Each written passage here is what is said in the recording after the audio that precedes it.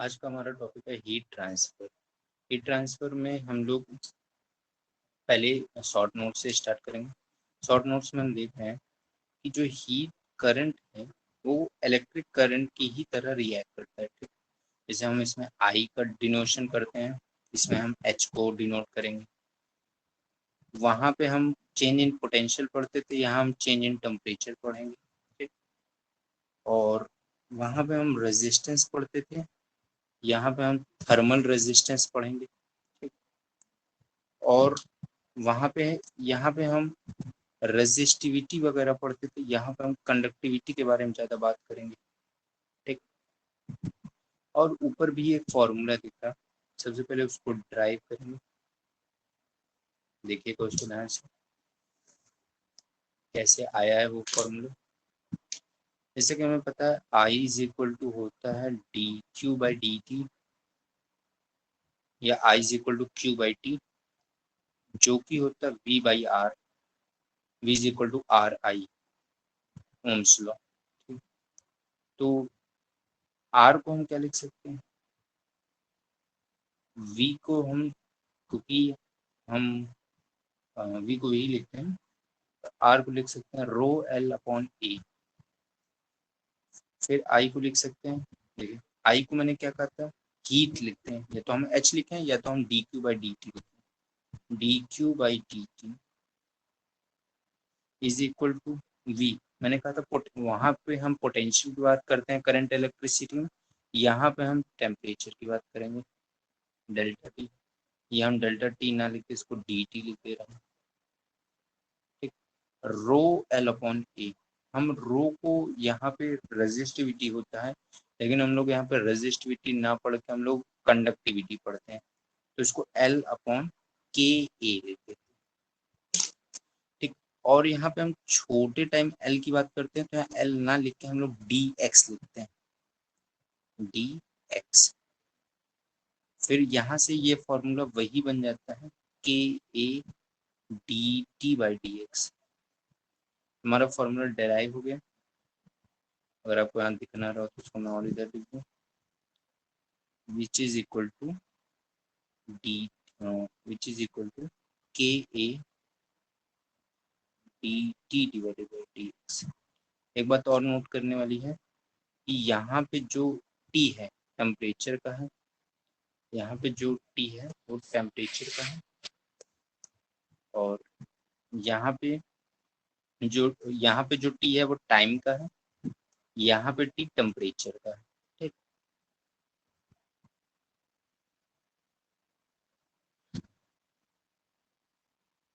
आगे बढ़ते हैं।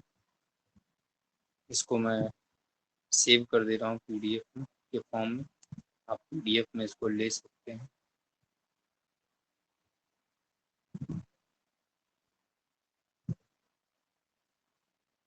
ओके फाइन, आगे बढ़ते हैं।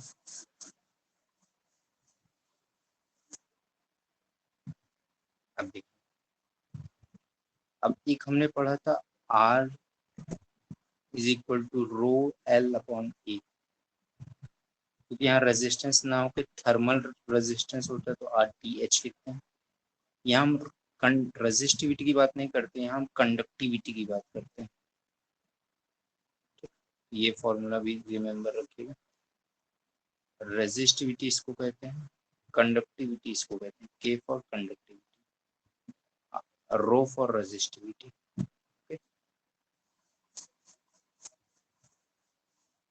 फिर आगे बढ़ते हैं। यहाँ तक हम लोगों ने देख लिया।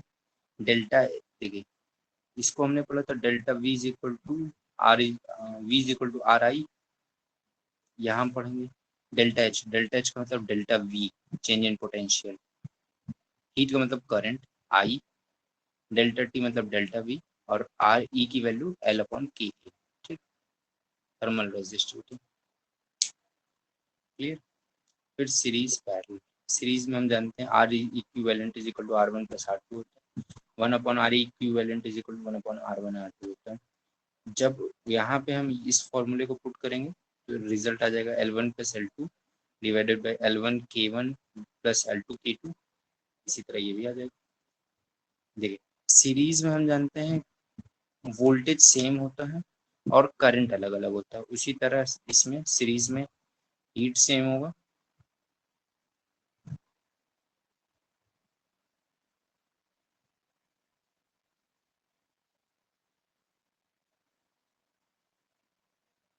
ठीक। आगे बढ़ते हैं। एब्जॉर्प्शन, एब्जॉर्प्शन, रिफ्लेक्शन, ट्रांसमिशन, जैसे कुछ आ रहा है, ठीक, तो कुछ रिफ्लेक्ट होगा, कुछ ट्रांसमिट हो जाएगा अंदर, ये ट्रांसमिट ऐसे भी करा सकते हैं, रिफ्लेक्ट हुआ, ट्रांसमिट हुआ, कुछ अब्जॉर्ब हुआ, तो इन तीनों को मिला के टोटल बन जाता है 1। ठीक, यहाँ से एक इमिसिव पावर का फॉर्मूला आता है, Q इज इक्वल टू ईट, ईट में T टाइम होता है, E emissive power, A surface area. Kirchhoff भैया क्या करके गए थे कि किसी भी बॉडी की जितनी एनर्जी होगी अपॉन उस बॉडी की जितनी ए होगा सरफेस एरिया, वही उसका ब्लैक बॉडी हो जाएगा। ठीक, क्लियर। और इसमें हम कुछ क्वेश्चन अटेम्प्ट करिएगा, इसमें और भी है कुछ, थोड़ा सा देखते हैं आगे। वेन्स डिस्प्लेसमेंट क्या, वेन्स डिस्प्लेसमेंट मतलब इन्होंने ही टेम्परेचर निकालने के तरीके बताए कि हम वेवलेंथ देख लेते हैं, ये फिक्स था, इनकी इसकी वैल्यू इन्होंने दी रखी थी, और यहाँ से हम टेम्परेचर निकाल लेते थे। मतलब अगर हमें सन का वेवलेंथ पता चल जाता तो हम उसका टेम्परेचर निकाल लेते, नहीं तो प्रैक्टिकली उसका पॉसिबल नहीं है। ठीक, यहीं से स्टीफन बोल्ट्जमैन लॉ भी आया था, स्टीफन बोल्ट्जमैन लॉ से ये आया था। ठीक, तो अभी हमने पढ़ा, इन्होंने क्या कहा, Q is equal to E A T पढ़ा था हमने, Q is equal to E A T पढ़ा था, इन्होंने थोड़ा अलग दिया, Q is equal to A by T is directly proportion to T की पावर 4, टी की पावर 4 टेम्परेचर की पावर 4 है, यहाँ पे टी टाइम वाला टी। फिर उस प्रोपोर्शनलिटी को हटाने के लिए सिग्मा है, ठीक, उस सिग्मा की कुछ अलग अलग वैल्यू होती। फाइनली हमें ये याद रखना है, पावर का formula, power is equal to E, ये दिया रहेगा, ये दिया रहेगा, ये दिया रहेगा, यहाँ से टेम्परेचर रहेगा। डायरेक्टली हमें ये पता रखना है कि पावर जो होता है टेम्परेचर की पावर 4 पे डिपेंड करता है। ठीक, न्यूटन लॉ ऑफ कूलिंग क्या होता है, इन्होंने कहा था कि हमें रेट ऑफ कूलिंग निकालना है, टेम्परेचर में कितना बदलाव हो रहा है वो हम निकाल सकते हैं चेंज इन टेम्परेचर में, कितना कूलिंग में थीटा में जितना चेंज आ रहा होगा वही थीटा माइनस थीटा नॉट होगा के की वैल्यू पे। इसको और सॉल्व करेंगे, इसको आगे कैसे कर सकते हैं,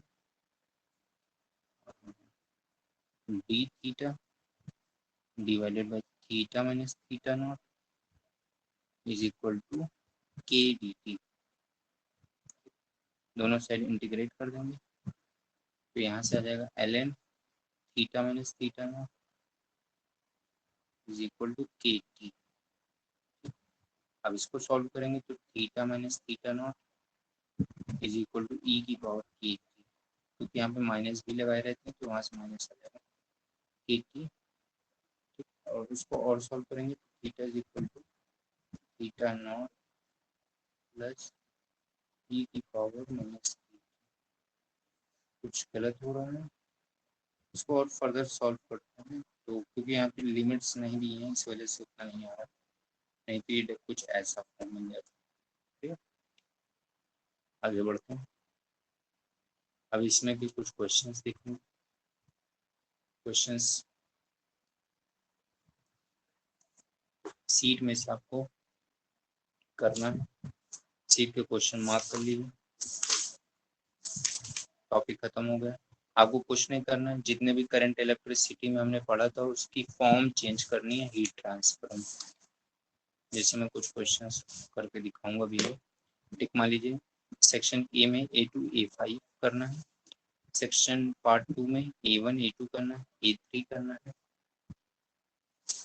ठीक, मैं यहाँ पे फिर से लिख दे रहा हूँ,